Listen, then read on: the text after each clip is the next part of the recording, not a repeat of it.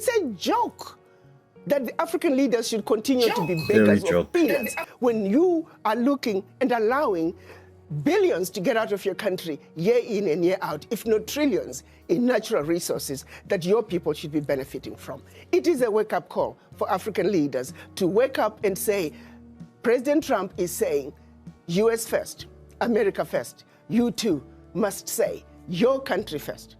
Hi, I'm Steve Clemens, and I have a question. Why is it that Africa is so poor? Why is it that when you are born here in Africa, you feel like, man, my future is not in Africa? You need to get out of this continent. So we are going to find out through this video some of the reasons why Africa is so poor. She is a medical doctor and former representative of African Union in United States. Let's listen to her. With the termination of tens of billions of dollars of U.S. aid and humanitarian assistance to Africa and elsewhere around the world, is this going to create waves of tragedy? Let's get to the bottom line. As part of its mission to downsize the U.S. federal government, the Trump administration has suspended employment of thousands of USAID workers and has terminated its programs and most global humanitarian assistance.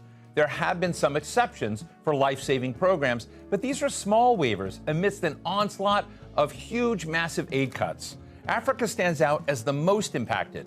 But what may disappear? Humanitarian assistance, infrastructure support, medicine and food programs. These are all substantial for countries like the Democratic Republic of Congo, which receives about $1.34 billion each year. Ethiopia, which gets about $1.2 billion. Sudan, nearly $800 million. And other major grants going to Nigeria, to South Sudan, Kenya, Mozambique, Uganda, and more. But some see a silver lining in this gutting of U.S. support for the continent. With aid, they say, there has been substantial political meddling and resource exploitation that has demeaned and sidelined African empowerment and economic growth. So rather than trauma with the USAID cuts, there could be opportunity, they say.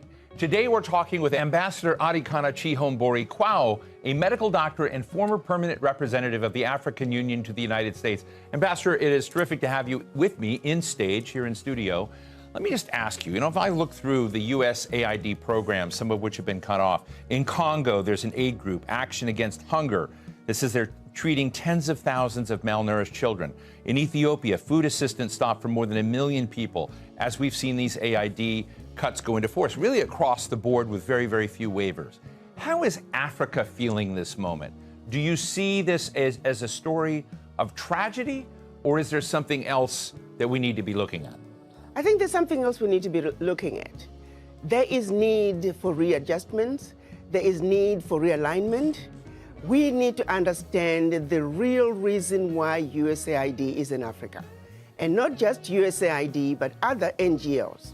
You look at DFID, which is the British equivalent, and many other smaller ones. Their sole purpose was to act as if they're coming to rescue Africa. They're coming to fill in the gaps in government services, gaps in education, gaps in healthcare, gaps in humanitarian services. They're coming in the guise of addressing issues to do with human rights, issues to do with environmental protection and social justice. They are coming in claiming that they're introducing grassroots initiatives that are going to help the people. And so they use that as a way to go into the most remote parts of Africa. They're talking about government advocacy. When you look at it on paper, it all looks really good. But they're actually wolf in sheep's clothing. They are using that open access sounding humanitarian to constantly destabilize governments.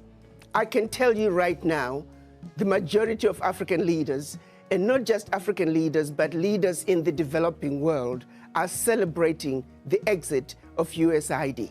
I was listening to a program, I believe it was CNN, and I was jumping up and down. It was a government official from Hungary. He was echoing the same sentiments. He said they are happy USAID is leaving Hungary because they are always supporting opposition.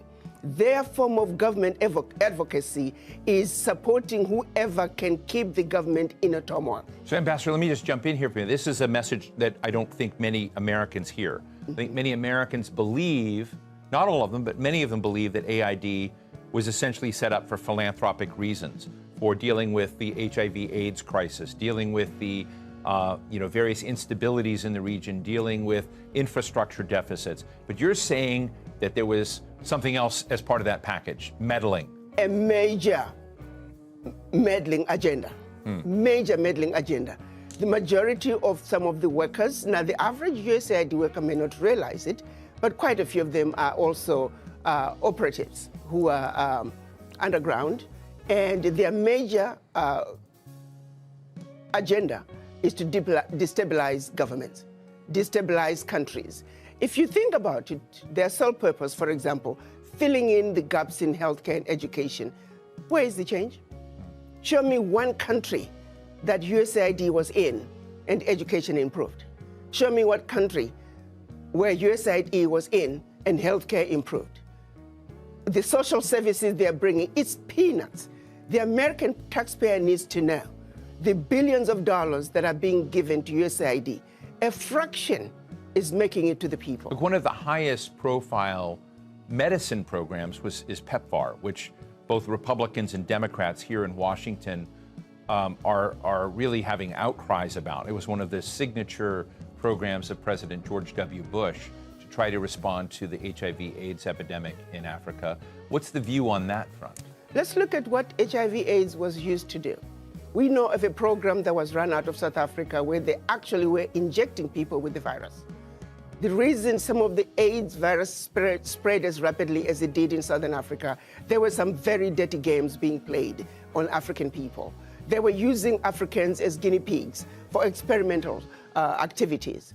Even when you look at every aspect, they're using us as guinea pigs. Yes, there is some good, a percentage of some good, but not all of it is done with good intentions. You look at agriculture, they're destroying African agriculture by introducing those GMOs. You plant your seed in one season, your soil is finished.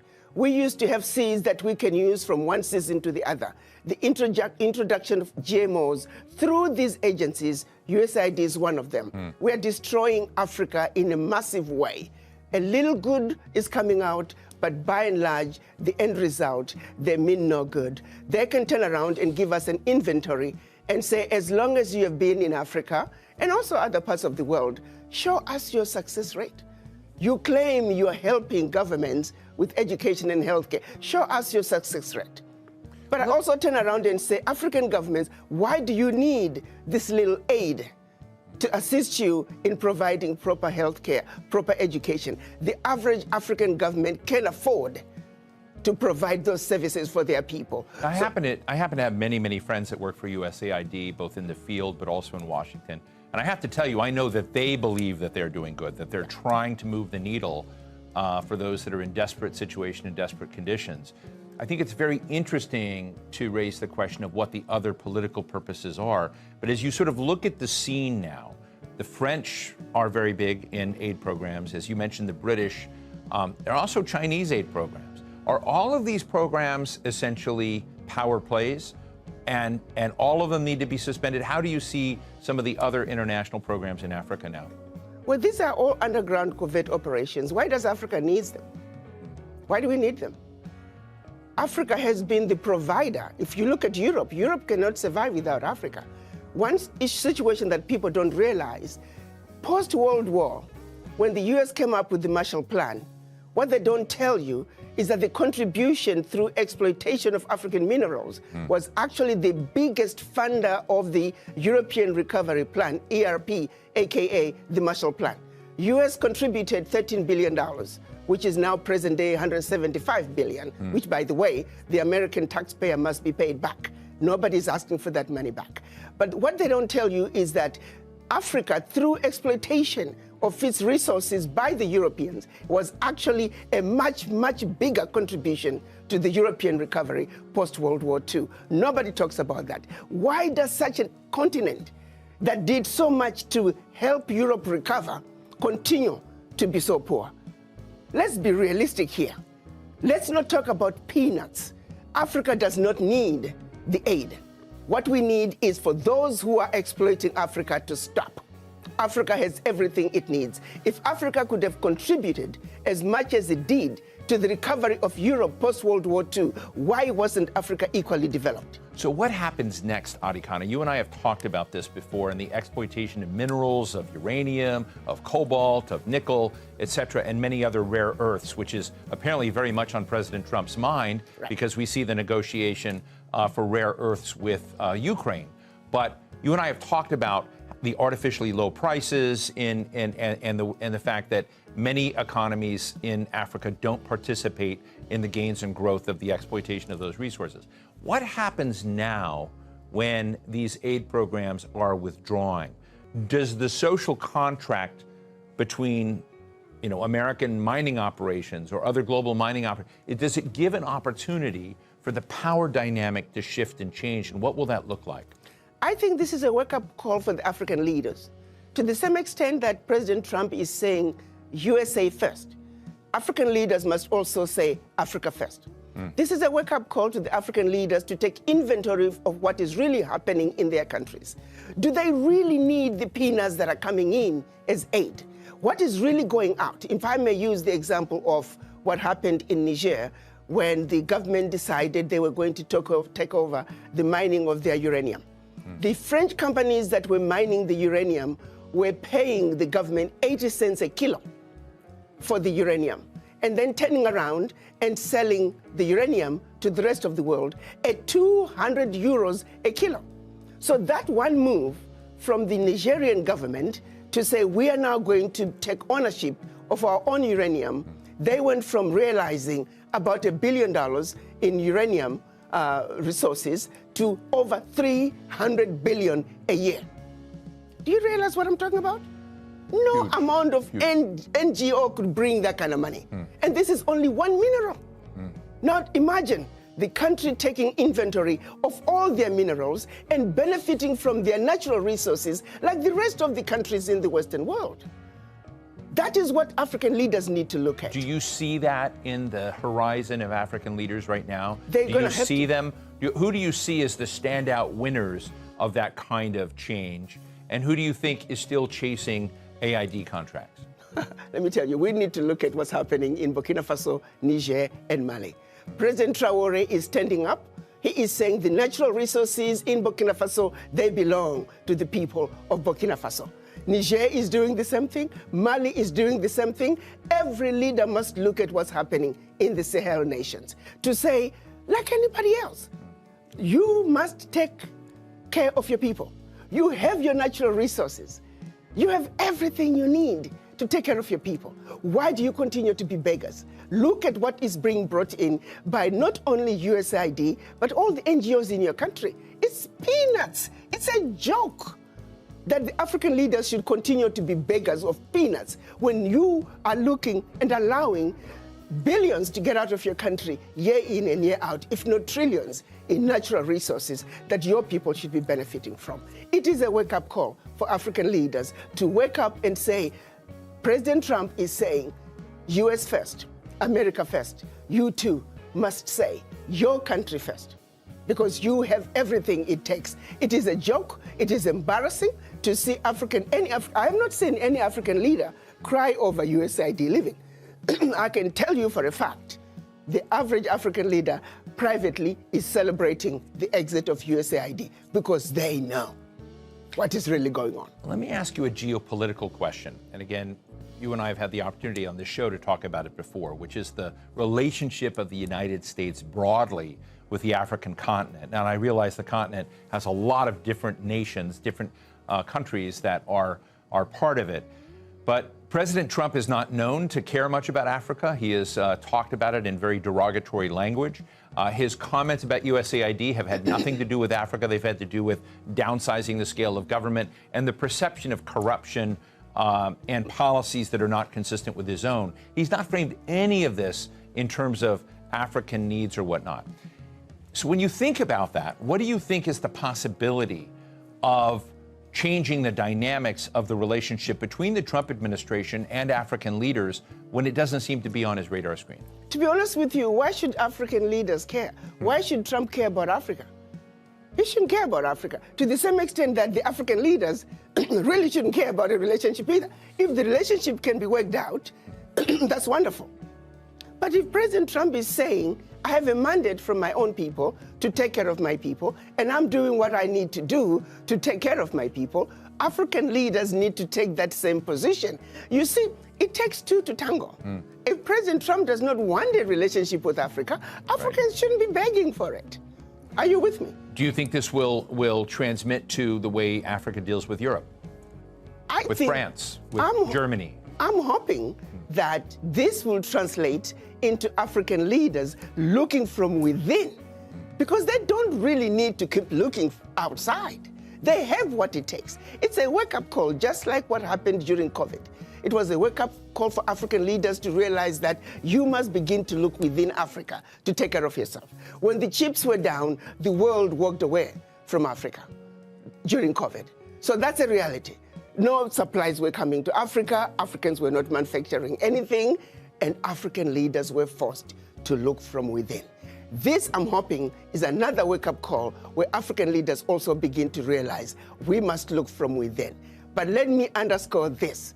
The average African leader and majority of leaders of developing world, I can tell you, they are celebrating the exit of USAID, and we hope that there will be exits of many other NGOs that are carrying out nefarious activities in Africa and anywhere else in the developing world in order to further the agendas of their governments, which is to continuously destabilize, divide, and conquer. To be quite candid, Ambassador, much of the world looks at the African continent as a gold mine, as a diamond mine, as a mine for precious materials and resources, which we've talked about. One of those other major powers, rising powers in the world, is China. Yes. China has huge stakes, and there's always been the narrative that America is not doing aid very well in Africa, that China is beating us. Bono would come out and say, hey, in all of the refugee camps and whatnot set up in Africa, even the tents say made in China, even though the United States may be providing the support. Yes. That there's a lot of both criticism and acclaim for the fact that China has been involved in recent decades in helping Africa develop its infrastructure and whatnot, to position itself better in Africa than the United States and maybe Europe have with regards to resource agreements in Africa. So is China the next villain in the story? Well, again, my position is Africans must take a position and protect their turf. China wants to come and exploit Africa, they'll get away with it to the extent that Africans allow them. The United States wants to come and exploit Africa, they'll get away with it to the extent that the Africans will allow them. The question is, does Africa have an African position when they come to the negotiating table with the world? The answer right now is no. Africa must unite. Africa must speak with one voice, and Africa must go to the world stage with one voice, one agenda, one plan that the world will have to respond.